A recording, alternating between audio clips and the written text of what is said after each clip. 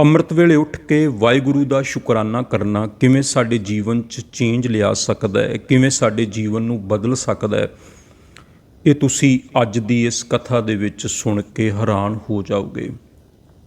ਪਰਮਾਤਮਾ ਨੇ ਸਾਨੂੰ ਬਹੁਤ ਸਾਰੀਆਂ ਦਾਤਾਂ ਦਿੱਤੀਆਂ ਨੇ, ਸਰੀਰ ਦਿੱਤਾ ਹੈ, ਪਰਿਵਾਰ ਦਿੱਤਾ ਹੈ, ਹੋਰ ਵੀ ਬੜਾ ਕੁਝ ਦਿੱਤਾ ਹੈ, ਪਰ ਕਦੀ ਅਸੀਂ ਇਹਨਾਂ ਚੀਜ਼ਾਂ ਲਈ ਉਸ ਵਾਹਿਗੁਰੂ ਦਾ ਸ਼ੁਕਰਾਨਾ ਨਹੀਂ ਕਰਦੇ, ਸਗੋਂ ਅਸੀਂ ਉਹਨਾਂ ਚੀਜ਼ਾਂ ਲਈ ਸ਼ਿਕਾਇਤਾਂ ਕਰਦੇ ਰਹਿੰਦੇ ਹਾਂ ਜੋ ਸਾਨੂੰ ਉਸ ਵਾਹਿਗੁਰੂ ਦੇ ਵੱਲੋਂ ਨਹੀਂ ਮਿਲੀਆਂ। ਸੋ ਅੱਜ ਅਸੀਂ ਸ਼ੁਕਰਾਨੇ ਦੀ ਤਾਕਤ ਨੂੰ ਸਮਝਾਂਗੇ। ਸ਼ੁਕਰਾਨਾ ਕਿਵੇਂ ਜੀਵਨ ਦੇ ਵਿੱਚ ਤਬਦੀਲੀ ਲਿਆ ਸਕਦਾ ਹੈ, ਸ਼ੁਕਰਾਨਾ ਕਿਵੇਂ ਜੀਵਨ 'ਚ ਚੜ੍ਹਦੀ ਕਲਾ ਲਿਆ ਸਕਦਾ ਹੈ, ਅਤੇ ਵਾਹਿਗੁਰੂ ਦਾ ਸ਼ੁਕਰਾਨਾ ਕਿਵੇਂ ਕਰਨਾ ਚਾਹੀਦਾ ਹੈ, ਉਹ ਤੁਸੀਂ ਅੱਜ ਦੀ ਇਸ ਕਥਾ ਦੇ ਵਿੱਚ ਸਮਝੋਗੇ। ਸੋ ਇਸ ਕਥਾ ਦੇ ਨਾਲ ਤੁਸੀਂ ਐਂਡ ਤੱਕ ਜੁੜੇ ਰਹੋ, ਤੁਹਾਨੂੰ ਬਹੁਤ ਕੁਝ ਜੋ ਹੈ ਉਹ ਸਿੱਖਣ ਵਾਸਤੇ ਮਿਲੇਗਾ। ਸੋ ਅੱਜ ਦੀ ਕਥਾ ਨੂੰ ਇੱਕ ਛੋਟੀ ਜੀ ਗਾਥਾ ਤੋਂ ਸ਼ੁਰੂ ਕਰਦੇ ਹਾਂ। ਜਿਵੇਂ ਕਹਿੰਦੇ, ਇੱਕ ਵਾਰੀ ਇੱਕ ਫਕੀਰ ਦੇ ਕੋਲ ਨਾ ਇੱਕ ਨੌਜਵਾਨ ਆਇਆ ਅਤੇ ਆ ਕੇ ਕਹਿਣ ਲੱਗਾ, ਫਕੀਰ ਜੀ ਮੈਂ ਨਾ ਬਹੁਤ ਜ਼ਿਆਦਾ ਗਰੀਬ ਹਾਂ, ਮੈਨੂੰ ਉਸ ਵਾਹਿਗੁਰੂ ਨੇ ਕੁਝ ਨਹੀਂ ਦਿੱਤਾ। ਮੈਂ ਆਲੇ ਦੁਆਲੇ ਵੇਖਦਾ ਲੋਕਾਂ ਨੂੰ ਵੱਡੇ ਵੱਡੇ ਮਹਿਲ ਦਿੱਤੇ ਨੇ, ਵੱਡੇ ਵੱਡੇ ਘਰ ਦਿੱਤੇ ਨੇ, ਜ਼ਮੀਨਾਂ ਦਿੱਤੀਆਂ ਨੇ, ਜਾਇਦਾਦਾਂ ਦਿੱਤੀਆਂ ਨੇ, ਪਰ ਮੈਨੂੰ ਉਸ ਵਾਹਿਗੁਰੂ ਨੇ ਕੁਛ ਵੀ ਨਹੀਂ ਦਿੱਤਾ। ਇਸ ਕਰਕੇ ਮੈਂ ਬਹੁਤ ਗਰੀਬ ਹਾਂ ਅਤੇ ਤੁਸੀਂ ਕਿਰਪਾ ਕਰੋ ਮੇਰੀ ਗਰੀਬੀ ਕੱਟੀ ਜਾਏ, ਕਿਉਂਕਿ ਮੈਂ ਦਿਨ ਰਾਤ ਉਸ ਪਰਮਾਤਮਾ ਨਾਲ ਸ਼ਿਕਵੇ ਕਰਦਾ ਰਹਿਣਾ, ਸ਼ਿਕਾਇਤਾਂ ਕਰਦਾ ਰਹਿਣਾ। ਅਤੇ ਉਹ ਫਕੀਰ ਜੀ ਕਹਿਣ ਲੱਗੇ ਵੀ ਤੁਸੀਂ ਮੈਨੂੰ 2 ਜਾਂ 3 ਦਿਨ ਬਾਅਦ ਆ ਕੇ ਮਿਲਿਓ, ਜਿਹੜਾ ਇਲਾਕੇ ਦਾ ਰਾਜਾ ਹੈ ਮੈਂ ਉਹਦੇ ਨਾਲ ਗੱਲ ਕਰਾਂਗਾ। 2-3 ਦਿਨ ਬਾਅਦ ਉਹ ਲੜਕਾ ਫਿਰ ਆਇਆ ਅਤੇ ਫਕੀਰ ਜੀ ਕਹਿਣ ਲੱਗੇ ਮੈਂ ਰਾਜੇ ਨਾਲ ਗੱਲ ਕੀਤੀ ਹੈ ਅਤੇ ਉਹ ਮੰਨ ਗਏ ਨੇ। ਅਤੇ ਲੜਕਾ ਕਹਿਣ ਲੱਗਾ ਕਾਹਦੇ ਲਈ ਮੰਨ ਗਏ ਨੇ? ਫਕੀਰ ਕਹਿਣ ਲੱਗਾ ਮੈਂ ਉਹਨਾਂ ਨਾਲ ਤੇਰੀਆਂ ਅੱਖਾਂ ਦੇ ਬਾਰੇ ਗੱਲ ਕਰਕੇ ਆਇਆ, ਇਹ ਜਿਹੜੀਆਂ ਤੇਰੀਆਂ 2 ਅੱਖਾਂ ਨੇ ਇਹ ਅਸੀਂ ਰਾਜੇ ਕੋਲ ਵੇਚ ਦਿਆਂਗੇ, ਅਤੇ ਰਾਜਾ ਸਾਹਿਬ ਕਹਿੰਦੇ ਆ ਵੀ ਜਿੰਨਾ ਵੀ ਉਹ ਨੌਜਵਾਨ ਧਨ ਮੰਗੇਗਾ ਉਹਨੂੰ ਦੇ ਦਿਆਂਗੇ, ਅਤੇ ਇਸ ਕਰਕੇ ਤੂੰ ਆਪਣੀਆਂ ਅੱਖਾਂ ਵੇਚ ਦੇ, ਤੈਨੂੰ ਇੰਨਾ ਸਾਰਾ ਧਨ ਮਿਲ ਜਾਏਗਾ ਜਿਹਦੇ ਨਾਲ ਤੇਰੀ ਸਾਰੀ ਗਰੀਬੀ ਕੱਟੀ ਜਾਏਗੀ। ਉਹ ਨੌਜਵਾਨ ਉੱਠ ਕੇ ਖੜਾ ਹੋ ਗਿਆ, ਕਹਿੰਦਾ ਫਕੀਰ ਜੀ ਕਿਵੇਂ ਦੀਆਂ ਗੱਲਾਂ ਕਰਦੇ ਹੋ, ਇਹ ਮੈਂ ਆਪਣੀਆਂ ਅੱਖਾਂ ਕਦੇ ਵੀ ਨਹੀਂ ਵੇਚਾਂਗਾ, ਕਿਉਂਕਿ ਇਹਨਾਂ ਨੂੰ ਦੁਬਾਰਾ ਨਹੀਂ ਖਰੀਦਿਆ ਜਾ ਸਕਦਾ। ਫਕੀਰ ਜੀ ਕਹਿਣ ਲੱਗੇ ਗੱਲ ਤਾਂ ਸੁਣੋ। ਨੌਜਵਾਨ ਨੂੰ ਫਿਰ ਪਿਆਰ ਨਾਲ ਬਿਠਾਇਆ, ਕਹਿੰਦੇ ਤੇਰੀਆਂ ਅੱਖਾਂ ਕਿੰਨੀਆਂ ਕੀਮਤੀ ਨੇ? ਨੌਜਵਾਨ ਕਹਿਣ ਲੱਗਾ ਜੇ ਮੈਨੂੰ ਸਾਰੀ ਦੁਨੀਆ ਦੀ ਵੀ ਦੌਲਤ ਮਿਲਦੀ ਹੋਵੇ ਨਾ ਅਤੇ ਉਹਦੇ ਬਦਲੇ ਮੈਂ ਆਪਣੀਆਂ ਅੱਖਾਂ ਫਿਰ ਵੀ ਨਹੀਂ ਦਿਆਂਗਾ। ਅਤੇ ਫਕੀਰ ਜੀ ਕਹਿਣ ਲੱਗੇ ਨੌਜਵਾਨ ਤੂੰ ਦੱਸ ਫਿਰ ਤੂੰ ਗਰੀਬ ਕਿੱਧਰੋਂ ਹੈ? ਤੈਨੂੰ ਰੱਬ ਨੇ ਏਡੀਆਂ ਏਡੀਆਂ ਕੀਮਤੀ ਦਾਤਾਂ ਦਿੱਤੀਆਂ ਨੇ, ਹਜੇ ਤਾਂ ਅਸੀਂ ਅੱਖਾਂ ਦੀ ਹੋਈ ਗੱਲ ਕੀਤੀ ਹੈ ਅਤੇ ਤੂੰ ਆਪਣੀ ਜ਼ੁਬਾਨ ਤੋਂ ਕਹਿ ਰਿਹਾ ਕਿ ਅੱਖਾਂ ਦਾ ਇੰਨਾ ਜ਼ਿਆਦਾ ਮੁੱਲ ਹੈ ਜਿਹਦੇ ਬਦਲੇ 'ਚ ਜੇ ਪੂਰੀ ਦੁਨੀਆ ਦੀ ਦੌਲਤ ਵੀ ਮਿਲਦੀ ਹੋਵੇ ਤਾਂ ਮੈਂ ਅੱਖਾਂ ਆਪਣੀਆਂ ਨਹੀਂ ਵੇਚ ਸਕਦਾ, ਨਹੀਂ ਦੇ ਸਕਦਾ। ਅਤੇ ਫਿਰ ਜਿਹੜੇ ਬਾਕੀ ਸਰੀਰ ਦੇ ਅੰਗਾਂ ਦੀ ਵੀ ਆਪਾਂ ਗੱਲ ਕਰ ਲਈਏ, ਤੈਨੂੰ ਹੱਥ ਦਿੱਤੇ ਨੇ, ਪੈਰ ਦਿੱਤੇ ਨੇ, ਜ਼ੁਬਾਨ ਦਿੱਤੀ ਹੈ, ਤੈਨੂੰ ਸੁਣਨ ਦੀ ਤਾਕਤ ਦਿੱਤੀ ਹੈ, ਤੈਨੂੰ ਵਾਹਿਗੁਰੂ ਨੇ ਸੋਚਣ ਸ਼ਕਤੀ ਦਿੱਤੀ ਹੈ, ਦਿਮਾਗ ਦਿੱਤਾ ਹੈ, ਅਤੇ ਇਹ ਫਿਰ ਸਾਰੇ ਅੰਗ ਇੰਨੇ ਜ਼ਿਆਦਾ ਕੀਮਤੀ ਨੇ ਜੋ ਪੂਰੀ ਦੁਨੀਆ ਦੀ ਦੌਲਤ ਤੋਂ ਵੀ ਕਿਤੇ ਜ਼ਿਆਦਾ ਕੀਮਤੀ ਨੇ, ਜਿਨ੍ਹਾਂ ਦਾ ਕੋਈ ਮੁੱਲ ਨਹੀਂ ਹੋ ਸਕਦਾ। ਅਤੇ ਫਿਰ ਤੂੰ ਦੱਸ ਤੂੰ ਗਰੀਬ ਕਿੱਧਰੋਂ ਹੈ? ਅਤੇ ਨੌਜਵਾਨ ਨੇ ਹੱਥ ਜੋੜੇ ਉਸ ਫਕੀਰ ਦੇ ਸਾਹਮਣੇ, ਕਹਿੰਦਾ ਸੱਚ ਹੈ, ਅੱਜ ਮੇਰੀਆਂ ਅੱਖਾਂ ਖੁੱਲ੍ਹ ਗਈਆਂ। ਮੈਂ ਆਪਣੇ ਆਪ ਨੂੰ ਗਰੀਬ ਹੀ ਸਮਝਦਾ ਰਿਹਾ, ਪਰ ਮੈਂ ਗਰੀਬ ਨਹੀਂ, ਪਰਮਾਤਮਾ ਨੇ ਤਾਂ ਮੈਨੂੰ ਬਹੁਤ ਅਮੀਰ ਪੈਦਾ ਕੀਤਾ। ਔਰ ਸੱਚਮੁੱਚ ਉਹ ਵਾਹਿਗੁਰੂ ਸਭ ਨੂੰ ਬਹੁਤ ਜ਼ਿਆਦਾ ਅਮੀਰ ਪੈਦਾ ਕਰਦਾ ਹੈ। ਇਸ ਤਰ੍ਹਾਂ ਦੇ ਅੰਗ ਸਰੀਰ ਦੇ ਕੇ ਭੇਜਦਾ ਹੈ, ਇਸ ਤਰ੍ਹਾਂ ਦੀਆਂ ਦਾਤਾਂ ਦੇ ਕੇ ਭੇਜਦਾ ਹੈ ਜਿਹਦਾ ਕੋਈ ਮੁੱਲ ਨਹੀਂ ਹੋ ਸਕਦਾ। ਪਰ ਅਸੀਂ ਦੁਨੀਆ ਦੇ ਵਿੱਚ ਜਿਹੜੇ ਅਮੀਰੀ ਅਤੇ ਗਰੀਬੀ ਦੇ ਪੈਰਾਮੀਟਰ ਨੇ ਉਹ ਹੋਰ ਤਰੀਕੇ ਨਾਲ ਬਣਾਏ ਹੋਏ ਹੈ। ਅਸੀਂ ਦੁਨਿਆਵੀ ਧਨ ਪਦਾਰਥ ਵੇਖ ਕੇ ਕਹਿੰਦੇ ਹਾਂ ਕਿ ਫਲਾਣਾ ਅਮੀਰ ਹੈ, ਫਲਾਣਾ ਗਰੀਬ ਹੈ, ਜਾਂ ਆਪਣੇ ਬਾਰੇ ਵੀ ਸੋਚਦੇ ਹਾਂ। ਪਰ ਵਾਹਿਗੁਰੂ ਹਰ ਇੱਕ ਬੱਚੇ ਨੂੰ ਜਦੋਂ ਇਸ ਧਰਤੀ 'ਤੇ ਭੇਜਦਾ ਹੈ, ਇਸ ਤਰ੍ਹਾਂ ਦੇ ਕੀਮਤੀ ਅੰਗ ਦੇ ਕੇ ਭੇਜਦਾ ਹੈ ਜਿਨ੍ਹਾਂ ਨੂੰ ਨਾ ਦੁਬਾਰਾ ਮੁੱਲ ਖਰੀਦਿਆ ਜਾ ਸਕਦਾ ਅਤੇ ਨਾ ਜਿਨ੍ਹਾਂ ਨੂੰ ਕਦੇ ਦੁਬਾਰਾ ਉਸ ਤਰ੍ਹਾਂ ਦਾ ਬਣਾਇਆ ਜਾ ਸਕਦਾ। ਇਸ ਕਰਕੇ ਉਹ ਨੌਜਵਾਨ ਫਕੀਰ ਜੀ ਦੇ ਅੱਗੇ ਝੁਕ ਗਿਆ, ਕਹਿੰਦਾ ਸੱਚਮੁੱਚ ਮੈਨੂੰ ਅੱਜ ਪਤਾ ਲੱਗਾ ਕਿ ਵਾਹਿਗੁਰੂ ਨੇ ਤੇ ਮੈਨੂੰ ਬੜੀਆਂ ਵੱਡੀਆਂ ਵੱਡੀਆਂ ਦਾਤਾਂ ਦਿੱਤੀਆਂ ਨੇ। ਇਹ ਸਰੀਰ, ਇਹ ਤੰਦਰੁਸਤੀ, ਇਹੀ ਸਭ ਤੋਂ ਵੱਡੀ ਅਮੀਰੀ ਹੈ, ਸਭ ਤੋਂ ਵੱਡੀ ਦੌਲਤ ਹੈ। ਇਸ ਕਰਕੇ ਗੁਰੂ ਅਰਜਨ ਦੇਵ ਸਾਹਿਬ ਜੀ ਵੀ ਸੁਖਮਣੀ ਸਾਹਿਬ ਦੀ ਬਾਣੀ ਵਿੱਚ ਇਹ ਬਚਨ ਕਰਦੇ ਹਨ। ਉਹ ਬਚਨ ਤੁਸੀਂ ਗੁਰੂ ਅਰਜਨ ਪਾਤਸ਼ਾਹ ਜੀ ਦੇ ਰੋਜ਼ ਪੜ੍ਹਦੇ ਹੋ, ਸੁਣਦੇ ਵੀ ਹੋ। 10 ਵਸਤੂ ਲੈ ਪਾਛੈ ਪਾਵੈ, ਏਕ ਬਸਤ ਕਾਰਨ ਬਿਖੋਟ ਗਵਾਵੈ। ਏਕ ਪੀ ਨਾ ਦੇ 10 ਪੀਰ ਲੈ, ਤਉ ਮੂੜਾ ਕਉ ਕਹਾਂ ਕਰੇ। ਗੁਰੂ ਅਰਜਨ ਦੇਵ ਪਾਤਸ਼ਾਹ ਫਰਮਾਉਂਦੇ ਨੇ ਕਿ 10 ਵਸਤੂਆਂ ਪ੍ਰਮਾਤਮਾ ਕੋਲੋਂ ਮੰਗੀਆਂ, 10 ਮਿਲ ਗਈਆਂ, ਫਿਰ 11ਵੀਂ ਦੀ ਮੰਗ ਕੀਤੀ, 11ਵੀਂ ਵਸਤੂ ਨਹੀਂ ਮਿਲੀ, ਆਪਣੇ ਕਰਮਾਂ ਕਰਕੇ ਨਹੀਂ ਮਿਲੀ, ਤੇ ਬੰਦਾ ਉਹ 10 ਭੁਲਾ ਕੇ ਜਿਹੜੀਆਂ ਮਿਲੀਆਂ ਸੀ 11ਵੀਂ ਲਈ ਸ਼ਿਕਾਇਤਾਂ ਕਰਨ ਲੱਗ ਪਿਆ ਕਿ ਇਹ ਦਾਤ ਮੈਨੂੰ ਕਿਉਂ ਨਹੀਂ ਮਿਲੀ, ਇਹ ਦਾਤ ਵਾਹਿਗੁਰੂ ਨੇ ਮੈਨੂੰ ਕਿਉਂ ਨਹੀਂ ਦਿੱਤੀ। ਤੇ ਗੁਰੂ ਅਰਜਨ ਦੇਵ ਪਾਤਸ਼ਾਹ ਫਰਮਾਉਂਦੇ ਹਨ ਕਿ ਪਿਆਰਿਓ, ਜੇ 10 ਉਹਨੇ ਦਾਤਾਂ ਦਿੱਤੀਆਂ ਨੇ, ਜੇ ਇੱਕ ਨਹੀਂ ਵੀ ਮਿਲੀ, ਫਿਰ ਵੀ ਉਹਦਾ ਸ਼ੁਕਰਾਨਾ ਕਰਨਾ ਚਾਹੀਦਾ, ਫਿਰ ਵੀ ਉਹਦਾ ਸ਼ੁਕਰ ਕਰਨਾ ਚਾਹੀਦਾ। ਸ਼ਿਕਾਇਤਾਂ ਨਹੀਂ ਕਰਦੇ ਰਹਿਣਾ ਚਾਹੀਦਾ, ਕਿਉਂਕਿ ਦਿਨ ਰਾਤ ਦੀਆਂ ਜਿਹੜੀਆਂ ਸ਼ਿਕਾਇਤਾਂ ਨੇ ਉਹ ਸਾਨੂੰ ਹੋਰ ਜ਼ਿਆਦਾ ਦੁਖੀ ਕਰਦੀਆਂ ਨੇ। ਤੇ ਸ਼ੁਕਰਾਨਾ ਸਾਡੇ ਜੀਵਨ ਦੇ ਵਿੱਚ ਬੜੀ ਵੱਡੀ ਤਬਦੀਲੀ ਲਿਆ ਸਕਦਾ ਹੈ। ਸ਼ੁਕਰਾਨਾ ਕਰਨਾ ਕਿਵੇਂ ਹੈ? ਸਭ ਤੋਂ ਪਹਿਲਾਂ ਜਦੋਂ ਅਸੀਂ ਅੰਮ੍ਰਿਤ ਵੇਲੇ ਉੱਠਦੇ ਹਾਂ, ਇਸ਼ਨਾਨ ਕਰਦੇ ਹਾਂ, ਬੰਦਗੀ 'ਚ ਜੁੜਦੇ ਹਾਂ, ਨਿਤਨੇਮ ਕਰਦੇ ਹਾਂ, ਤੇ ਉਸ ਵੇਲੇ ਸਾਨੂੰ ਨੇਤਰ ਬੰਦ ਕਰਕੇ ਉਸ ਵਾਹਿਗੁਰੂ ਦੇ ਅੱਗੇ ਜਿਹੜੀਆਂ ਵੀ ਦਾਤਾਂ ਸਾਨੂੰ ਮਿਲੀਆਂ ਹਨ ਉਹਨਾਂ ਲਈ ਸ਼ੁਕਰਾਨਾ ਕਰਨਾ ਚਾਹੀਦਾ ਹੈ। ਇੱਕ ਇੱਕ ਚੀਜ਼ ਲਈ ਸ਼ੁਕਰਾਨਾ ਕਰਨਾ ਚਾਹੀਦਾ ਹੈ। ਸਭ ਤੋਂ ਵੱਡਾ ਸ਼ੁਕਰਾਨਾ ਤੇ ਪਹਿਲਾ ਇਹੀ ਹੁੰਦਾ ਕਿ ਸਾਡੇ ਸਾਹ ਚੱਲ ਰਹੇ ਨੇ, ਅੱਜ ਫਿਰ ਸਾਨੂੰ ਇੱਕ ਨਵਾਂ ਦਿਨ, ਨਵੀਂ ਸਵੇਰ ਮਿਲੀ ਹੈ। ਕਿਉਂਕਿ ਹਰ ਰੋਜ਼ ਇਸ ਧਰਤੀ ਦੇ ਉੱਤੇ 1.5 ਲੱਖ ਤੋਂ ਲੈ ਕੇ 1,60,000 ਤੱਕ ਮਨੁੱਖ ਜਿਹੜੇ ਨੇ, ਉਹ 'ਚ ਬੱਚੇ, ਔਰਤਾਂ ਜੋ ਹਨ, ਉਹ ਜੋ ਹੈ ਚੜ੍ਹਾਈ ਕਰ ਜਾਂਦੇ ਆ, ਕਾਲ ਚਲਾਣਾ ਕਰ ਜਾਂਦੇ ਆ। ਮਤਲਬ 1.5 ਲੱਖ ਦੇ ਲਗਭਗ ਮੌਤ ਜਿਹੜੀ ਹੈ ਉਹ 24 ਘੰਟਿਆਂ 'ਚ ਪੂਰੀ ਧਰਤੀ 'ਤੇ ਮਨੁੱਖਾਂ ਦੀ ਹੁੰਦੀ ਹੈ। ਅਤੇ ਜਦੋਂ ਅਸੀਂ ਰਾਤ ਸੁੱਤੇ ਹੁੰਦੇ ਹਾਂ, ਸਾਡੇ ਸੁੱਤਿਆਂ 6-7 ਘੰਟਿਆਂ 'ਚ 50 ਤੋਂ 60,000 ਮਨੁੱਖ ਜਿਹੜੇ ਨੇ ਉਸ ਧਰਤੀ ਤੋਂ ਵਿਦਿਆ ਹੋ ਚੁੱਕੇ ਹੁੰਦੇ ਆ। ਅਤੇ ਜਦੋਂ ਸਾਡੀ ਸਵੇਰੇ ਅੱਖ ਖੁੱਲ੍ਹਦੀ ਹੈ, ਅੰਮ੍ਰਿਤ ਵੇਲਾ ਹੁੰਦਾ ਹੈ, ਅਤੇ ਸਾਨੂੰ ਸਭ ਤੋਂ ਪਹਿਲਾਂ ਇਸ ਚੀਜ਼ ਦਾ ਹੀ ਸ਼ੁਕਰਾਨਾ ਕਰਨਾ ਚਾਹੀਦਾ ਹੈ ਕਿ ਸਾਨੂੰ ਹੋਰ ਸਾਹ ਮਿਲ ਗਏ, ਸਾਨੂੰ ਅੱਜ ਨਵਾਂ ਦਿਨ ਮਿਲ ਗਿਆ, ਅੱਜ ਫਿਰ ਸਾਨੂੰ ਵਾਹਿਗੁਰੂ ਨੇ ਇੱਕ ਨਵੇਂ ਦਿਨ ਦੀ ਦਾਤ ਦਿੱਤੀ ਹੈ। ਅਤੇ ਹਰ ਸੈਕਿੰਡ ਦੇ ਵਿੱਚ 2 ਮਨੁੱਖ ਇਸ ਧਰਤੀ ਦੇ ਉੱਤੋਂ ਜਾ ਰਹੇ ਨੇ, ਅਤੇ ਸਾਨੂੰ ਵਾਹਿਗੁਰੂ ਹੋਰ ਧਰਤੀ 'ਤੇ ਰਹਿਣ ਦਾ ਹਾਲੇ ਮੌਕਾ ਦੇ ਰਿਹਾ। ਸਭ ਤੋਂ ਵੱਡਾ ਤੇ ਸ਼ੁਕਰ ਇਸੇ ਗੱਲ ਦਾ ਹੀ ਹੈ। ਫਿਰ ਉਸ ਤੋਂ ਬਾਅਦ ਜਿਹੜਾ ਸਾਡਾ ਸਰੀਰ ਹੈ, ਜਿਵੇਂ ਅਸੀਂ ਹੁਣੇ ਹੀ ਗੱਲ ਕਰਕੇ ਹਟੇ ਹਾਂ ਕਿ ਸਰੀਰ ਦੇ ਅੰਗ ਕਿੰਨੇ ਕੀਮਤੀ ਹਨ, ਸਾਨੂੰ ਇਸ ਸਰੀਰ ਲਈ ਵੀ ਪ੍ਰਮਾਤਮਾ ਦਾ ਸ਼ੁਕਰ ਕਰਨਾ ਚਾਹੀਦਾ। ਭਈ ਪ੍ਰਾਪਤ ਮਾਨੁਖ ਦੇ ਹੁਰੀਆ, ਗੋਬਿੰਦ ਮਿਲਣ ਕੀ ਇਹ ਤੇਰੀ ਬਰੀਆ। 1,84 ਭਰਮ ਤਿਆਂ ਦੁਲੱਭ ਜਨਮ ਅਬ ਪਾਇਓ ਏ, ਨਾਨਕ ਨਾਮ ਸੰਭਾਲ ਤੂੰ 100 ਦਿਨ ਨੇੜਾ ਆਇਓ ਏ। ਸਭ ਤੋਂ ਕੀਮਤੀ ਇਹ ਮਨੁੱਖਾ ਸਰੀਰ, ਅਤੇ ਇਹਦੇ ਇਕੱਲੇ ਇਕੱਲੇ ਅੰਗ ਲਈ ਉਸ ਵਾਹਿਗੁਰੂ ਦਾ ਸ਼ੁਕਰ ਕਰੀਏ, ਕਿਉਂਕਿ ਸਭ ਤੋਂ ਵੱਡੀ ਜਿਹੜੀ ਦੌਲਤ ਹੈ ਨਾ, ਉਹ ਸਾਡੀ ਹੈਲਥ ਹੈ, ਸਾਡਾ ਸਰੀਰ ਹੈ, ਸਾਡੀ ਤੰਦਰੁਸਤੀ ਹੈ। ਕਿਉਂਕਿ ਹਾਲੇ ਤਾਂ ਸਾਨੂੰ ਪਤਾ ਨਹੀਂ ਹੈ ਸਰੀਰ ਬਾਰੇ। ਜਦੋਂ ਕਿਤੇ ਕਿਸੇ ਅੰਗ 'ਤੇ ਚੋਟ ਲੱਗ ਜਾਂਦੀ ਹੈ ਜਾਂ ਕਿਸੇ ਅੰਗ ਵਿੱਚ ਦਰਦ ਹੋਣ ਲੱਗ ਜਾਂਦਾ ਹੈ, ਕੋਈ ਨੁਕਸ ਪੈ ਜਾਂਦਾ ਹੈ, ਅਤੇ ਫਿਰ ਸਾਨੂੰ ਉਹਦੀ ਕਦਰ ਦਾ ਪਤਾ ਲੱਗਦਾ ਹੈ। ਅਤੇ ਸਾਨੂੰ ਪਤਾ ਹੀ ਨਹੀਂ ਹੁੰਦਾ ਵੀ ਇਹ ਜਿਹੜੇ ਪੈਰ ਨੇ ਕਿੰਨੇ ਕੀਮਤੀ ਨੇ, ਹੱਥ ਕਿੰਨੇ ਕੀਮਤੀ ਹਨ, ਅੱਖਾਂ ਕਿੰਨੀਆਂ ਕੀਮਤੀ ਹਨ, ਕੰਨ ਕਿੰਨੇ ਕੀਮਤੀ ਹਨ, ਜ਼ੁਬਾਨ ਕਿੰਨੀ ਕੀਮਤੀ ਹੈ। ਅਤੇ ਜਦੋਂ ਕਿਤੇ ਇਹਨਾਂ ਅੰਗਾਂ ਦੇ ਵਿੱਚ ਨੁਕਸ ਪੈ ਜਾਏ ਨਾ, ਮੰਨ ਲਓ ਪੈਰ 'ਤੇ ਕੋਈ ਚੋਟ ਲੱਗ ਜੇ, ਹੱਥ 'ਤੇ ਕੋਈ ਸੱਟ ਲੱਗ ਜੇ, ਅਤੇ ਫਿਰ ਪਤਾ ਲੱਗਦਾ ਬਈ ਸਰੀਰ ਦੇ ਅੰਗਾਂ ਦੀ ਕੀ ਵੈਲਿਊ ਹੈ। ਅਸੀਂ ਜਿੰਨਾ ਵੀ ਧਨ ਆਪਣੀ ਜ਼ਿੰਦਗੀ ਵਿੱਚ ਕਮਾਇਆ ਹੋਵੇ, ਉਹ ਪੂਰਾ ਧਨ ਦੇ ਕੇ ਸਰੀਰ ਦਾ ਇੱਕ ਅੰਗ ਜੋ ਸਾਨੂੰ ਵਾਹਿਗੁਰੂ ਵੱਲੋਂ ਕੁਦਰਤੀ ਨੈਚੁਰਲੀ ਜਿਵੇਂ ਦਾ ਮਿਲਿਆ ਸੀ ਉਸ ਤਰ੍ਹਾਂ ਦਾ ਦੁਬਾਰਾ ਅਸੀਂ ਨਹੀਂ ਲੈ ਸਕਦੇ।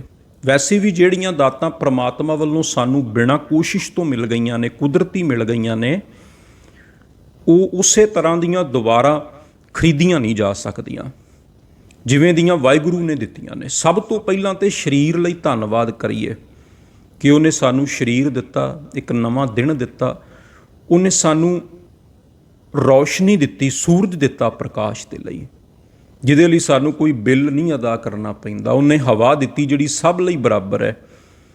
ਉਹਨੇ ਸਾਨੂੰ ਧਰਤੀ 'ਤੇ ਰਹਿਣ ਦਾ ਮੌਕਾ ਦਿੱਤਾ, ਇਹਦੇ ਲਈ ਸ਼ੁਕਰ ਕਰੀਏ। ਰੁੱਖ ਬੂਟੇ ਦਿੱਤੇ, ਨੇਕਾਂ ਤਰ੍ਹਾਂ ਦੇ ਭੋਜਨ ਦਿੱਤੇ। ਜੇ ਪ੍ਰਸਾਦ 36 ਅੰਮ੍ਰਿਤ ਖਾਹੇ ਤਿਸ ਠਾਕੁਰ ਕੋ ਰਖ ਮਨ ਮਾਹੇ। ਸੁਖਮਨੀ ਸਾਹਿਬ ਦੀ ਇੱਕ ਅਸ਼ਟਪਦੀ ਵਿੱਚ ਗੁਰੂ ਅਰਜਨ ਦੇਵ ਸਾਹਿਬ ਪਾਤਸ਼ਾਹ ਜੀ ਨੇ ਕਿੰਨੀਆਂ ਹੀ ਉਹ ਦਾਤਾਂ ਦਾ ਜ਼ਿਕਰ ਕੀਤਾ ਹੈ ਜਿਹੜੀਆਂ ਉਸ ਵਾਹਿਗੁਰੂ ਵੱਲੋਂ ਮਿਲੀਆਂ ਹਨ, ਅਤੇ ਉਹਨਾਂ ਦਾਤਾਂ ਲਈ ਸਾਨੂੰ ਉਸ ਵਾਹਿਗੁਰੂ ਦਾ ਸ਼ੁਕਰ ਕਰਨਾ ਚਾਹੀਦਾ। ਫਿਰ ਉਹਨੇ ਅੱਗੇ ਸਾਨੂੰ ਪਰਿਵਾਰ ਦਿੱਤਾ, ਮਾਂ ਪਿਓ ਦਿੱਤਾ, ਅਤੇ ਹੋਰ ਪਰਿਵਾਰ ਦੇ ਜੀਅ ਦਿੱਤੇ, ਬੱਚੇ ਦਿੱਤੇ। ਉਹਨਾਂ ਸਾਰਿਆਂ ਦੇ ਲਈ ਸ਼ੁਕਰ ਕਰੋ। ਰਹਿਣ ਲਈ ਘਰ ਦਿੱਤਾ, ਕਿਉਂਕਿ ਜਦੋਂ ਅਸੀਂ ਉਸ ਵਾਹਿਗੁਰੂ ਦਾ ਸ਼ੁਕਰਾਨਾ ਕਰਨੇ ਆ ਨਾ, ਉਹਦੇ ਨਾਲ ਕੀ ਹੁੰਦਾ ਹੈ, ਇੱਕ ਤੇ ਅੰਦਰ ਸੰਤੋਖ ਆਉਂਦਾ ਹੈ, ਸਬਰ ਆਉਂਦਾ ਹੈ। ਸਭ ਤੋਂ ਵੱਡੀ ਗੱਲ ਤਾਂ ਇਹ ਹੈ, ਜਦੋਂ ਸ਼ੁਕਰਾਨਾ ਕਰਨੇ ਆ, ਵੈਸੇ ਤਾਂ ਵੇਖੋ 24 ਘੰਟਿਆਂ 'ਚ ਬੰਦਾ ਸ਼ਿਕਾਇਤਾਂ ਹੀ ਕਰਦਾ ਰਹਿੰਦਾ। ਬਾਕੀ ਜਿਹੜਾ ਵੀ ਸਾਡਾ ਸਮਾਂ ਹੁੰਦਾ, ਪੂਰਾ ਦਿਨ ਲਾ ਲਓ ਜਾਂ ਜਦੋਂ ਵੀ ਅਸੀਂ ਜਾਗਦੇ ਹੁੰਦੇ ਹਾਂ, ਉਦੋਂ ਸਾਡੇ ਅੰਦਰ ਇਹੀ ਵਿਚਾਰ ਚੱਲਦੇ ਰਹਿੰਦੇ ਆ ਵੀ ਆਹ ਚੀਜ਼ ਨਹੀਂ ਮਿਲੀ, ਉਹ ਚੀਜ਼ ਨਹੀਂ ਮਿਲੀ, ਆਹ ਇੱਛਾ ਵਾਹਿਗੁਰੂ ਪੂਰੀ ਕਰਦੇ, ਆਹ ਚੀਜ਼ ਮੈਨੂੰ ਮਿਲ ਜਾਏ। ਪਰ ਪਿਆਰਿਓ, ਅੰਮ੍ਰਿਤ ਵੇਲੇ ਦਾ ਹੀ ਇੱਕ ਸਮਾਂ ਹੈ ਜਦੋਂ ਅਸੀਂ ਵਾਹਿਗੁਰੂ ਦਾ ਸ਼ੁਕਰ ਕਰਦੇ ਹਾਂ, ਔਰ ਕੱਲੀ ਕੱਲੀ ਚੀਜ਼ ਲਈ ਸ਼ੁਕਰ ਕਰਦੇ ਹਾਂ। ਉਹ ਚਾਹੇ 10 ਮਿੰਟ ਲਾ ਲਓ, 15 ਮਿੰਟ ਲਾ ਲਓ, ਅੱਧਾ ਘੰਟਾ ਲਾ ਲਓ। ਇਹ ਉਹੀ ਸਮਾਂ ਹੈ ਜਦੋਂ ਅਸੀਂ ਠਹਿਰ ਕੇ ਵੇਖਦੇ ਹਾਂ ਬਈ ਵਾਹਿਗੁਰੂ ਨੇ ਮੈਨੂੰ ਦਿੱਤਾ ਕੀ ਹੈ। ਨਹੀਂ ਤਾਂ ਬਾਕੀ ਤਾਂ ਸਾਰਾ ਸਮਾਂ ਬੰਦੇ ਦਾ ਸ਼ਿਕਾਇਤਾਂ 'ਚ ਹੀ ਲੰਘਦਾ, ਇੱਛਾਵਾਂ 'ਚ ਹੀ ਲੰਘਦਾ ਵੀ ਉਹ ਵੀ ਚੀਜ਼ ਮਿਲ ਜਾਏ, ਉਹ ਵੀ ਚੀਜ਼ ਮਿਲ ਜਾਏ। ਅਤੇ ਇੱਕ ਇਹ ਥੋੜ੍ਹਾ ਜਿਹਾ ਸਮਾਂ ਹੀ ਹੁੰਦਾ ਜਦੋਂ ਵਾਹਿਗੁਰੂ ਦਾ ਸ਼ੁਕਰਾਨਾ ਕੀਤਾ ਜਾ ਸਕਦਾ ਹੈ। ਸ਼ੁਕਰਾਨਾ ਕਰਨ ਨਾਲ ਅੰਦਰ ਸਬਰ ਆਉਂਦਾ ਹੈ, ਸੰਤੋਖ ਆਉਂਦਾ ਹੈ। ਸ਼ੁਕਰਾਨਾ ਕਰਨ ਦੇ ਨਾਲ ਹੰਕਾਰ ਵੀ ਟੁੱਟਦਾ ਹੈ, ਖਿਆਲ ਆਉਂਦਾ ਵੀ ਇਹ ਮੇਰੇ ਕਰਕੇ ਕੁਝ ਨਹੀਂ, ਸਭ ਕੁਝ ਵਾਹਿਗੁਰੂ ਦਾ। ਕਬੀਰ ਮੇਰਾ ਮੁਝ ਮੈਂ ਕਿਛ ਨਹੀਂ, ਜੋ ਕਿਛ ਹੈ ਸੋ ਤੇਰਾ, ਤੇਰਾ ਤੁਝ ਕੋ ਸੌਂਪਤੇ, ਕਿਆ ਲਾਗੈ ਮੇਰਾ। ਜਿਵੇਂ ਕਬੀਰ ਸਾਹਿਬ ਜੀ ਨੇ ਆਪਣੀ ਬਾਣੀ 'ਚ ਬਖਸ਼ਿਸ਼ ਕੀਤੀ ਹੈ, ਭਗਤ ਕਬੀਰ ਸਾਹਿਬ ਜੀ ਕਹਿੰਦੇ ਆ ਕਿ ਮੇਰਾ ਕੁਝ ਵੀ ਨਹੀਂ, ਸਭ ਕੁਝ ਪਰਮਾਤਮਾ ਦਾ ਹੈ। ਸਾਰੀਆਂ ਦਾਤਾਂ ਉਸੇ ਦੀਆਂ ਨੇ। ਦੱਦਾ ਦਾਤਾ ਏਕ ਹੈ, ਸਭ ਕੋ ਦੇਵਨਹਾਰ, ਦਿੰਦੇ ਟੋਟ ਨਾ ਆਵਈ, ਅਗਣਤ ਭਰੇ ਭੰਡਾਰ। ਸਾਰੀਆਂ ਦਾਤਾਂ ਉਸੇ ਵਾਹਿਗੁਰੂ ਦੀਆਂ ਹੀ ਦਿੱਤੀਆਂ ਹੋਈਆਂ ਨੇ। ਸੋ ਜਦੋਂ ਅਸੀਂ ਸਵੇਰੇ ਸ਼ੁਕਰਾਨਾ ਕਰ ਲੈਂਦੇ ਹਾਂ, ਫਿਰ ਸਾਰਾ ਦਿਨ ਚੜ੍ਹਦੀ ਕਲਾ 'ਚ ਨਿਕਲਦਾ ਹੈ, ਕਿਉਂਕਿ ਸਾਡੇ ਵਿਚਾਰ ਬਦਲਣ ਲੱਗ ਪੈਂਦੇ ਨੇ, ਔਰ ਉਹਦੇ ਨਾਲ ਸਾਰਾ ਦਿਨ ਚੜ੍ਹਦੀ ਕਲਾ 'ਚ ਰਹਿਣ ਦੀ ਆਦਤ ਵੀ ਬਣਦੀ ਹੈ।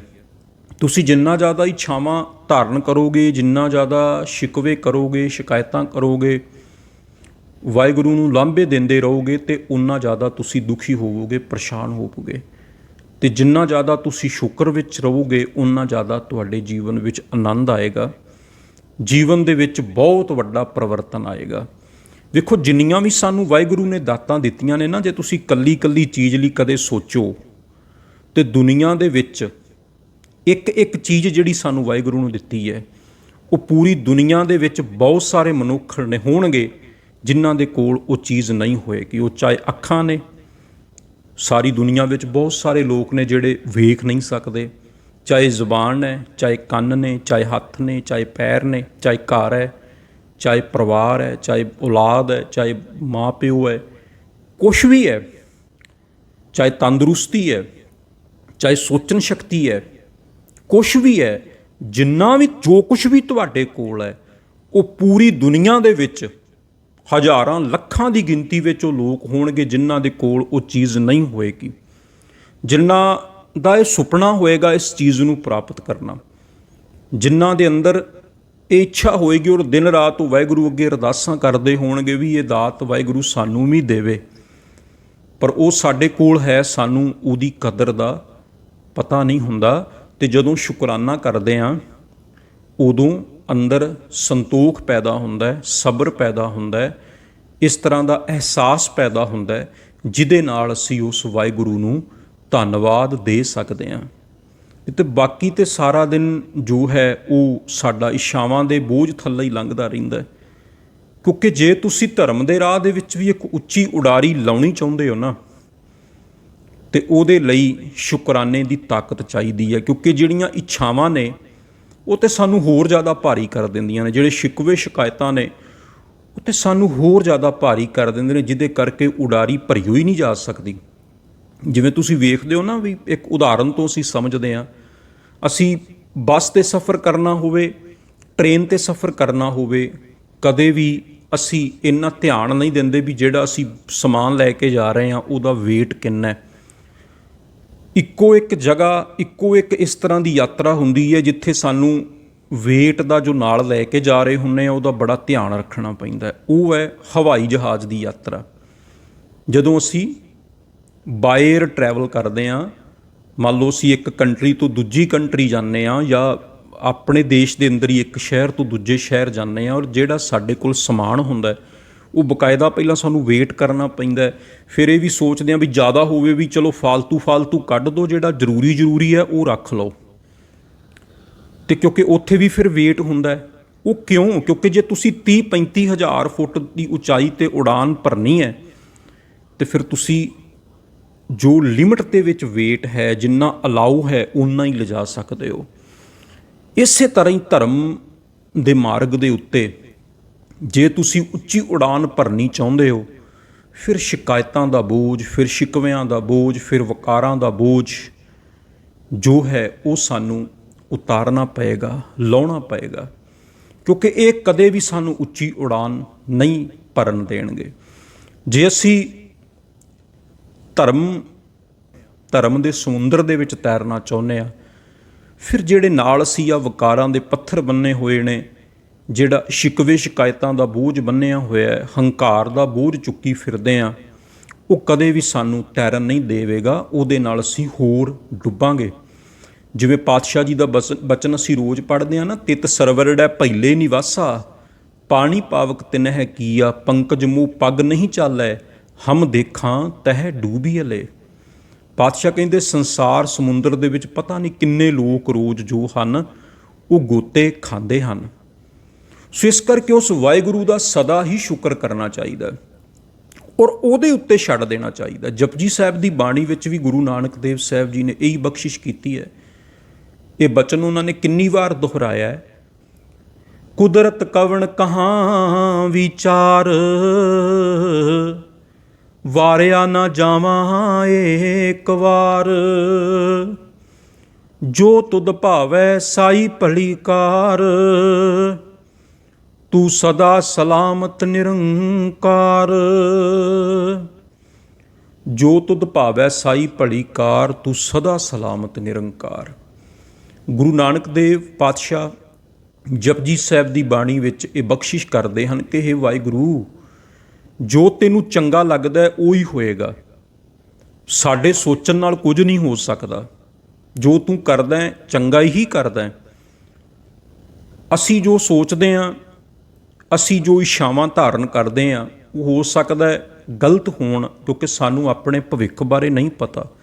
ਜਿਵੇਂ ਇੱਕ ਬੜੀ ਪ੍ਰਸਿੱਧ ਇੱਕ ਸਟੋਰੀ ਜਿਹੜੀ ਇੱਕ ਰਾਈਟਰ ਦੀ ਲਿਖੀ ਹੋਈ ਹੈ, ਵੈਸੇ ਉਹ ਸਮਝਾਉਣ ਵਾਸਤੇ ਹੀ ਹੈ, ਜਿਹਦੇ ਨਾਲ ਅਸੀਂ ਇਹ ਗੱਲ ਸਮਝ ਸਕਦੇ ਹਾਂ ਕਿ ਵਾਹਿਗੁਰੂ ਜੋ ਕਰਦਾ ਚੰਗਾ ਹੀ ਕਰਦਾ। ਜਿਵੇਂ ਕਹਿੰਦੇ ਇੱਕ ਵਾਰੀ ਨਾ ਮੌਤ ਦੇ ਫਰਿਸ਼ਤੇ ਨੇ ਆਪਣੇ ਇੱਕ ਦੂਤ ਨੂੰ ਧਰਤੀ 'ਤੇ ਭੇਜਿਆ ਵੀ ਇੱਕ ਉਹ ਜਿਹੜੀ ਫਲਾਣੀ ਔਰਤ ਹੈ ਧਰਤੀ ਦੇ ਉੱਤੇ, ਜਿਹਦੀ ਮੌਤ ਹੋ ਚੁੱਕੀ ਹੈ, ਉਹਦੀ ਆਤਮਾ ਨੂੰ, ਜਿਹੜੀ ਔਰਤ ਹੈ ਜਿਹਦੀ ਗੋਦ ਵਿੱਚ 3 ਜੁੜਵਾ ਬੱਚੀਆਂ ਲੜਕੀਆਂ ਬੈਠੀਆਂ ਹੋਈਆਂ ਨੇ, ਉਹਨੂੰ ਲੈ ਕੇ ਆਓ।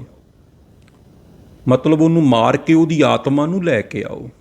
ਉਹ ਜਿਹੜਾ ਦੂਤ ਸੀ ਉਹ ਧਰਤੀ 'ਤੇ ਆਉਂਦਾ, ਵੇਖਦਾ, ਨੇੜੇ ਆਉਂਦਾ, ਅਤੇ ਉਹ ਔਰਤ ਜਿਹਦੀ ਗੋਦ ਵਿੱਚ 3 ਬੱਚੀਆਂ ਨੇ, ਇੱਕ ਬੱਚੀ ਰੋ ਰਹੀ ਹੈ, ਇੱਕ ਬੱਚੀ ਦੁੱਧ ਪੀ ਰਹੀ ਹੈ, ਇੱਕ ਸੌਂ ਚੁੱਕੀ ਹੈ, ਪਰ ਉਹਨੂੰ ਤਰਸ ਆ ਜਾਂਦਾ ਹੈ। ਉਹ ਛੱਡ ਕੇ ਵਾਪਸ ਤੁਰ ਜਾਂਦਾ ਹੈ ਬਈ ਇਹ ਜੇ ਮੈਂ ਇਸ ਔਰਤ ਦੀ ਆਤਮਾ ਨੂੰ ਲੈ ਕੇ ਗਿਆ ਤੇ 3 ਬੱਚੀਆਂ ਜਿਹੜੀਆਂ ਨੇ ਰੁਲ ਜਾਣਗੀਆਂ। ਉਹ ਜਾ ਕੇ ਵਾਪਸ ਮੌਤ ਦੇ ਫਰਿਸ਼ਤੇ ਨੂੰ ਕਹਿੰਦਾ ਵੀ ਇਹ ਕੰਮ ਮੈਂ ਨਹੀਂ ਕਰ ਸਕਦਾ, ਕਿਉਂਕਿ ਮੈਨੂੰ ਤਰਸ ਆ ਗਿਆ ਤੇ ਉਹ ਔਰਤ ਦੀ ਹਾਲਤ ਮੈਂ ਵੇਖ ਨਹੀਂ ਸਕਿਆ, ਤੇ ਇਸ ਕਰਕੇ ਉਹ 3 ਬੱਚੀਆਂ ਮੈਂ ਉਹਨਾਂ ਨੂੰ ਰੋਂਦਿਆਂ ਨਹੀਂ ਵੇਖ ਸਕਦਾ, ਮੈਂ ਨਹੀਂ ਲੈ ਕੇ ਆਇਆ। ਮੌਤ ਦੇ ਫਰਿਸ਼ਤੇ ਨੂੰ ਗੁੱਸਾ ਚੜਿਆ, ਕਹਿੰਦਾ ਤੂੰ ਵਾਹਿਗੁਰੂ ਤੋਂ, ਉਸ ਪਰਮਾਤਮਾ ਤੋਂ ਵੱਡਾ ਹੋ ਗਿਆ, ਕਿਉਂਕਿ ਉਹਨੇ ਚੰਗਾ ਹੀ ਸੋਚਿਆ ਹੋਣਾ, ਪਰ ਤੂੰ ਵਿੱਚ ਆਪਣੀ ਸੋਚ ਦਾ ਅੜਿੱਕਾ ਅੜਾ ਰਿਹਾ ਹੈ।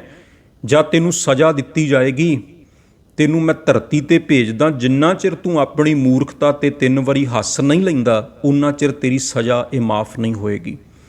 ਉਹ ਦੂਤ ਨੂੰ ਧਰਤੀ ਤੇ ਸੁੱਟ ਦਿੱਤਾ ਜਾਂਦਾ। ਉੱਧਰ ਉਸ ਔਰਤ ਦੀ ਮੌਤ ਵੀ ਹੋ ਜਾਂਦੀ ਹੈ, ਕਿਉਂਕਿ ਹੋਰ ਦੂਤ ਭੇਜ ਕੇ ਉਸ ਔਰਤ ਦੀ ਆਤਮਾ ਨੂੰ ਬੁਲਾ ਲਿਆ ਜਾਂਦਾ। ਇਹਨੂੰ ਧਰਤੀ ਤੇ ਸੁੱਟ ਦਿੱਤਾ ਜਾਂਦਾ। ਇੱਕ ਰਾਹ ਤੇ ਪਿਆ ਹੁੰਦਾ, ਪਾਟੇ ਪੁਰਾਣੇ ਦੇ ਸਰੀਰ ਤੇ ਕੱਪੜੇ ਹੁੰਦੇ ਨੇ, ਜਿਹੜਾ ਦੂਤ ਇਹ ਧਰਤੀ ਤੇ ਆਉਂਦਾ ਔਰ ਸੜਕ ਦੇ ਕਿਨਾਰੇ ਤੇ ਪਿਆ ਠੰਡ ਦੇ ਵਿੱਚ ਕੰਬ ਰਿਹਾ ਹੁੰਦਾ। ਉੱਧਰੋਂ ਇੱਕ ਮਨੁੱਖ ਜਿਹੜਾ ਜੁੱਤੀਆਂ ਗੰਢਣ ਦਾ ਕੰਮ ਕਰਦਾ ਸੀ, ਉਹ ਕੁਝ ਪੈਸੇ ਲੈ ਕੇ ਬਾਜ਼ਾਰ ਵੱਲ ਜਾ ਰਿਹਾ ਸੀ ਆਪਣੇ ਬੱਚਿਆਂ ਦੇ ਵਾਸਤੇ ਸਰਦੀ ਦੇ ਕੱਪੜੇ ਖਰੀਦਣ ਵਾਸਤੇ। ਉਹਦੀ ਲੰਘਦਿਆਂ ਨਜ਼ਰ ਪੈਂਦੀ ਹੈ ਵੀ ਆਹ ਬੰਦਾ ਰਾਹ ਤੇ ਪਿਆ, ਬੜਾ ਗਰੀਬ ਹੈ, ਪਾਟੇ ਪੁਰਾਣੇ ਸਰੀਰ ਤੇ ਕੱਪੜੇ ਨੇ, ਕਿਉਂ ਨਾ ਮੈਂ ਇਹਨਾਂ ਪੈਸਿਆਂ ਨਾਲ ਇਹਨੂੰ ਹੀ ਕੱਪੜੇ ਖਰੀਦ ਦਿਆਂ, ਭਲਾ ਹੋ ਜਾਏਗਾ। ਉਹ ਬਾਜ਼ਾਰ ਵਿੱਚੋਂ ਜਾਂਦਾ, ਇਹਦੇ ਜਿਹੜੀ ਕੱਪੜੇ ਖਰੀਦ ਲਿਆਉਂਦਾ, ਕੰਬਲ ਖਰੀਦ ਲਿਆਉਂਦਾ, ਇਹਨੂੰ ਦੇ ਦਿੰਦਾ ਤੇ ਨਾਲੇ ਕਹਿੰਦਾ ਤੁਸੀਂ ਮੇਰੇ ਨਾਲ ਮੇਰੇ ਘਰ ਚੱਲੋ, ਤੁਹਾਡੇ ਕੋਲ ਜੇ ਰਹਿਣ ਦਾ ਕੋਈ ਟਿਕਾਣਾ ਨਹੀਂ, ਮੇਰੇ ਘਰ ਵਿੱਚ ਚੱਲ ਕੇ ਰਹੋ। ਇਹ ਮਨੁੱਖ ਇਸ ਦੂਤ ਨੂੰ ਆਪਣੇ ਘਰ 'ਚ ਲੈ ਆਉਂਦਾ। ਜਦੋਂ ਘਰ ਪਹੁੰਚਦਾ ਹੈ, ਘਰ ਵਾਲੀ ਨੂੰ ਪਤਾ ਲੱਗਦਾ ਵੀ ਨਾਲ ਇੱਕ ਮਨੁੱਖ ਜੋ ਹੈ ਇਹ ਹੋਰ ਆ ਗਿਆ, ਜਿਹਦੇ ਸਰੀਰ 'ਤੇ ਕੁਝ ਚੱਜ ਦੇ ਕੱਪੜੇ ਵੀ ਨਹੀਂ, ਤੇ ਨਾਲੇ ਮੇਰਾ ਘਰ ਵਾਲਾ ਜਿਹੜੇ ਬੱਚਿਆਂ ਲਈ ਪੈਸੇ ਲੈ ਕੇ ਗਿਆ ਸੀ ਕੱਪੜਿਆਂ ਲਈ, ਉਹ ਸਾਰੇ ਕੱਪੜੇ ਇਹਨੂੰ ਖਰੀਦ ਕੇ ਦੇਤੇ ਹੈ। ਉਹ ਬੜਾ ਝਗੜਾ ਕਰਦੀ ਹੈ, ਆਪਣੇ ਪਤੀ ਨਾਲ ਬਹੁਤ ਲੜਦੀ ਹੈ। ਹੁਣ ਇਹ ਦੂਤ ਉਸ ਵੇਲੇ ਖਿੜਖੜਾ ਕੇ ਹੱਸਦਾ, ਤੇ ਜਿਹੜਾ ਉਹ ਘਰ ਵਾਲਾ ਮਾਲਕ ਸੀਗਾ ਉਹ ਪੁੱਛਦਾ ਹੈ ਜਿਹੜਾ ਇਹਨੂੰ ਨਾਲ ਲੈ ਕੇ ਆਇਆ ਸੀ ਵੀ ਹੱਸਿਆ ਕਿਉਂ, ਤੇ ਕਹਿੰਦਾ ਵੀ ਸਮਾਂ ਆਏਗਾ ਤੈਨੂੰ ਦੱਸਾਂਗਾ, ਕਿਉਂਕਿ ਹੱਸਿਆ ਇਸ ਕਰਕੇ ਸੀ, ਇਹ ਪਹਿਲੀ ਵਾਰ ਇਸ ਕਰਕੇ ਹੱਸਿਆ ਸੀ ਬਈ ਇਹਦੀ ਘਰਵਾਲੀ ਨੂੰ ਪਤਾ ਹੀ ਨਹੀਂ ਵੀ ਸਾਡੇ ਘਰ ਵਿੱਚ ਇੱਕ ਦੂਤ ਆਇਆ ਹੈ ਜੋ ਵਾਹਿਗੁਰੂ ਦੇ ਦਰ 'ਤੇ ਡਿਊਟੀ ਕਰਦਾ ਹੈ, ਮੌਤ ਦੇ ਫਰਿਸ਼ਤੇ ਦੇ ਦਰ 'ਤੇ ਡਿਊਟੀ ਕਰਦਾ ਹੈ, ਤੇ ਇਹ ਸਾਡੇ ਦਿਨ ਬਦਲਣ ਵਾਲਾ ਹੈ, ਪਰ ਇਹਨੂੰ ਆਉਣ ਵਾਲੇ ਸਮੇਂ ਬਾਰੇ ਇਸ ਔਰਤ ਨੂੰ ਪਤਾ ਨਹੀਂ। ਪਹਿਲੀ ਵਾਰ ਹੱਸਦਾ। ਚਲੋ ਜੀ ਉਹਦੇ ਘਰ 'ਚ ਰਹਿਣ ਲੱਗ ਪੈਂਦਾ। ਥੋੜ੍ਹੇ ਦਿਨਾਂ 'ਚ ਹੀ ਉਹ ਜਿਹੜਾ ਘਰ ਦਾ ਮਾਲਕ ਸੀ ਇਹਨੂੰ ਜੁੱਤੀਆਂ ਬਣਾਉਣ ਦੀ, ਗੰਢਣ ਦੀ ਜਾਚ ਵੀ ਸਿਖਾ ਦਿੰਦਾ। ਹੁਣ ਇਹ ਜਿਹੜਾ ਦੂਤ ਸੀਗਾ ਇਹ ਜੁੱਤੀਆਂ ਬਣਾਉਣ ਲੱਗ ਪੈਂਦਾ, ਕਿਉਂਕਿ ਕਲਾ ਤੇ ਉਹਦੇ 'ਚ ਹੈ ਹੀ ਸੀ, ਤੇ ਇਸ ਤਰ੍ਹਾਂ ਦੀਆਂ ਜੁੱਤੀਆਂ ਬਣਾਉਂਦਾ ਜਿਹੜੀਆਂ ਸਾਰੇ ਦੇਸ਼ ਵਿੱਚ ਪ੍ਰਸਿੱਧ ਹੋ ਜਾਂਦੀਆਂ ਨੇ, ਦੂਰ ਦੂਰ ਤੱਕ ਚਰਚਾ ਹੋ ਜਾਂਦੀ ਹੈ। ਇਹ ਜਿਹੜਾ ਘਰ ਵਾਲਾ ਮਾਲਕ ਸੀ ਇਹ ਵੀ ਬੜਾ ਅਮੀਰ ਹੋ ਜਾਂਦਾ। ਇੱਕ ਦਿਨ ਰਾਜੇ ਦੇ ਸੈਨਿਕ ਇਹਨਾਂ ਦੇ ਘਰ ਆਉਂਦੇ ਨੇ ਕੁਝ ਚਮੜਾ ਲੈ ਕੇ, ਕਹਿੰਦੇ ਨੇ ਰਾਜੇ ਲਈ ਜੁੱਤੀ ਬਣਾਉਣੀ ਹੈ, ਚਮੜਾ ਬਹੁਤ ਕੀਮਤੀ ਹੈ, ਪਰ ਯਾਦ ਰੱਖਿਓ ਜੁੱਤੀ ਬਣਾਉਣੀ ਹੈ, ਸੈਂਡਲ ਨਹੀਂ ਬਣਾਉਣੇ, ਕਿਉਂਕਿ ਸੈਂਡਲ ਉਸ ਦੇਸ਼ ਦੇ ਵਿੱਚ ਮੁਰਦਿਆਂ ਨੂੰ ਪਹਿਨਾਏ ਜਾਂਦੇ ਸੀ, ਜੁੱਤੀ ਜਿਹੜੇ ਆ ਉਹ ਜਿਉਂਦੇ ਬੰਦੇ ਪਾਉਂਦੇ ਸੀ। ਤੇ ਉਹ ਸੈਨਿਕ ਕਹਿਣ ਲੱਗੇ ਵੀ ਇਹ ਚਮੜਾ ਬੜੀ ਮੁਸ਼ਕਲ ਮਿਲਿਆ, ਦੁਬਾਰਾ ਇਸ ਤਰ੍ਹਾਂ ਦਾ ਨਹੀਂ ਮਿਲੇਗਾ, ਇਸ ਕਰਕੇ ਇਹਦੀ ਜੁੱਤੀ ਹੀ ਬਣਾਇਓ। ਚਲੋ ਜੀ ਉਹ ਕਹਿ ਕੇ ਚਲੇ ਜਾਂਦੇ ਹੈ। ਜਿਹੜਾ ਦੂਤ ਸੀ ਉਹ ਬਣਾਉਣਾ, ਉਹ ਚਮੜੇ 'ਤੇ ਕੰਮ ਕਰਨਾ ਸ਼ੁਰੂ ਕਰਦਾ ਹੈ, ਪਰ ਉਹ ਉਹਦੇ ਸੈਂਡਲ ਬਣਾ ਦਿੰਦਾ, ਜੁੱਤੀ ਨਾ ਬਣਾ ਕੇ ਸੈਂਡਲ ਬਣਾ ਦਿੰਦਾ। ਜਿਹੜਾ ਮਾਲਕ ਸੀ ਘਰ ਦਾ ਉਹ ਬਹੁਤ ਜ਼ਿਆਦਾ ਲੜਦਾ ਇਸ ਦੂਤ ਨਾਲ ਵੀ ਤੈਨੂੰ ਪਤਾ ਨਹੀਂ, ਉਹ ਸੈਨਿਕ ਕਹਿ ਕੇ ਵੀ ਗਏ ਸੀ ਵੀ ਇਹਦੇ ਸੈਂਡਲ ਜੁੱਤੀ ਬਣਾਉਣੀ ਹੈ, ਤੂੰ ਸੈਂਡਲ ਕਿਉਂ ਬਣਾਏ। ਇਹ ਫਿਰ ਉੱਚੀ ਉੱਚੀ ਹੱਸਦਾ ਜਿਹੜਾ ਦੂਤ ਸੀ, ਕਿਉਂਕਿ ਅਗਲੇ ਦਿਨ ਹੀ ਰਾਜੇ ਦੇ ਸੈਨਿਕ ਆਉਂਦੇ ਹੈ ਤੇ ਕਹਿੰਦੇ ਹੈ ਬਈ ਤੁਸੀਂ ਜਿਹੜਾ ਤੁਹਾਨੂੰ ਚਮੜਾ ਦੇ ਕੇ ਗਏ ਸੀ ਉਹਦੀ ਜੁੱਤੀ ਨਾ ਬਣਾਇਓ, ਉਹਦੇ ਸੈਂਡਲ ਬਣਾਇਓ, ਕਿਉਂਕਿ ਰਾਜਾ ਕੱਲ੍ਹ ਦਾ ਚੜ੍ਹਾਈ ਕਰਕੇ ਹੈ, ਅਚਾਨਕ ਹੀ ਉਹਦੀ ਮੌਤ ਹੋ ਗਈ ਹੈ। ਤੇ ਹੁਣ ਦੂਤ ਉਹਨੂੰ ਪਹਿਲਾਂ ਹੀ ਪਤਾ ਸੀ, ਇਸ ਕਰਕੇ ਉਹ ਖਿੜਖੜਾ ਕੇ ਹੱਸਦਾ ਹੈ। ਕੁਝ ਸਮਾਂ ਹੋਰ ਲੰਘਦਾ ਹੈ। ਇੱਕ ਦਿਨ ਇਹਨਾਂ ਦੀ ਦੁਕਾਨ ਦੇ ਉੱਤੇ ਇੱਕ ਰੱਥ ਆ ਕੇ ਖੜਾ ਹੁੰਦਾ, ਜਿਹਦੇ 'ਚੋਂ ਇੱਕ ਔਰਤ ਉਤਰਦੀ ਹੈ, ਨਾਲ ਉਹਦੇ 3 ਜਵਾਨ ਲੜਕੀਆਂ ਹਨ ਜੋ ਆਪਣੀ ਜੁੱਤੀ ਦੇ ਆਰਡਰ ਦੇਣ ਵਾਸਤੇ ਇਹਨਾਂ ਦੀ ਦੁਕਾਨ ਦੇ ਉੱਤੇ ਆਈਆਂ ਸਨ। ਇਹ ਜਦੋਂ ਦੁਕਾਨ ਵਿੱਚ ਆਉਂਦੀਆਂ ਨੇ, ਦੂਤ ਵੇਖਦਾ ਔਰ ਪਛਾਣ ਲੈਂਦਾ ਵੀ ਇਹ ਤੇ ਉਹੀ ਲੜਕੀਆਂ ਨੇ ਜਿਨ੍ਹਾਂ ਦੀ ਮਾਂ ਨੂੰ ਮੈਂ ਛੱਡ ਗਿਆ ਸੀ ਮਾਰਨ ਤੋਂ ਬਿਨਾਂ, ਔਰ ਜਿਹੜੀਆਂ ਕਦੀ ਗੋਦ ਵਿੱਚ ਪਈਆਂ ਰੋ ਰਹੀਆਂ ਸਨ। ਉਹ ਔਰਤ ਜਿਹੜੀ ਨਾਲ ਆਈ ਸੀ ਉਹ ਕਹਿੰਦੀ ਹੈ ਵੀ ਇਹਨਾਂ ਲੜਕੀਆਂ ਦੀ ਸ਼ਾਦੀ ਇਸ ਕਰਕੇ ਇਹਨਾਂ ਦੀਆਂ ਜੁੱਤੀਆਂ ਦੇ ਆਰਡਰ ਦੇਣ ਵਾਸਤੇ ਅਸੀਂ ਆਈਆਂ। ਤੇ ਦੂਤ ਪੁੱਛਦਾ ਵੀ ਇਹ ਲੜਕੀਆਂ ਕੌਣ ਨੇ। ਉਹ ਔਰਤ ਦੱਸਦੀ ਹੈ ਵੀ ਇਹਨਾਂ ਦਾ ਘਰ ਸਾਡੇ ਮਹਿਲ ਦੇ ਨੇੜੇ ਹੀ ਹੈ, ਕਿਉਂਕਿ ਔਰਤ ਉਹ ਬਹੁਤ ਜ਼ਿਆਦਾ ਅਮੀਰ ਸੀ। ਉਹ ਦੱਸਦੀ ਹੈ ਵੀ ਇਹਨਾਂ ਦਾ ਘਰ ਸਾਡੇ ਮਹਿਲ ਦੇ ਨੇੜੇ ਹੀ ਸੀ, ਪਰ ਇਹ ਬਹੁਤ ਗਰੀਬ ਘਰ ਵਿੱਚ ਪੈਦਾ ਹੋਈਆਂ ਸਨ। ਇਹਨਾਂ ਦੀ ਮਾਂ ਇਹਨਾਂ ਨੂੰ ਛੋਟੇ ਹੁੰਦਿਆਂ ਹੀ ਛੱਡ ਕੇ ਇਸ ਦੁਨੀਆ ਤੋਂ ਚਲੀ ਗਈ ਸੀ। ਫਿਰ ਇੱਕ ਦਿਨ ਮੈਂ ਇਹਨਾਂ ਦੇ ਘਰ ਦੇ ਕੋਲੋਂ ਲੰਘ ਰਹੀ ਸੀ ਔਰ ਵੇਖ ਕੇ ਇਹਨਾਂ ਬੱਚੀਆਂ 'ਤੇ ਮੈਨੂੰ ਤਰਸ ਆ ਗਿਆ। ਮੈਂ ਤਿੰਨਾਂ ਨੂੰ ਗੋਦ ਲੈ ਲਿਆ, ਇਹਨਾਂ ਨੂੰ ਪੜ੍ਹਾਇਆ ਲਿਖਾਇਆ, ਇਹਨਾਂ ਦੀ ਪਾਲਣਾ ਕੀਤੀ। ਅੱਜ ਇਹਨਾਂ ਦੀ ਬਹੁਤ ਵੱਡੇ ਘਰਾਂ ਦੇ ਵਿੱਚ ਸ਼ਾਦੀ ਹੋ ਰਹੀ ਹੈ। ਦੂਤ ਫਿਰ ਤੀਜੀ ਵਾਰ ਹੱਸਦਾ ਹੈ ਆਪਣੀ ਮੂਰਖਤਾ 'ਤੇ ਕਿ ਮੈਂ ਤਾਂ ਸੋਚਦਾ ਸੀ ਵੀ ਜੇ ਇਹਨਾਂ ਦੀ ਮਾਂ ਨੂੰ ਮੈਂ ਮਾਰ ਕੇ ਚਲਿਆ ਗਿਆ ਤੇ ਬੱਚੀਆਂ ਰੁਲ ਜਾਣਗੀਆਂ, ਪਰ ਮੈਨੂੰ ਨਹੀਂ ਸੀ ਪਤਾ ਵੀ ਉਹ ਵਾਹਿਗੁਰੂ ਜੋ ਕਰ ਰਿਹਾ ਚੰਗਾ ਹੀ ਕਰ ਰਿਹਾ ਹੈ। ਜੇ ਇਹਨਾਂ ਦੀ ਮਾਤਾ ਜਿਉਂਦੀ ਹੁੰਦੀ ਤੇ ਸ਼ਾਇਦ ਇਹਨਾਂ ਦਾ ਵਿਆਹ ਅੱਜ ਗਰੀਬ ਘਰਾਂ ਦੇ ਵਿੱਚ ਹੀ ਹੁੰਦਾ।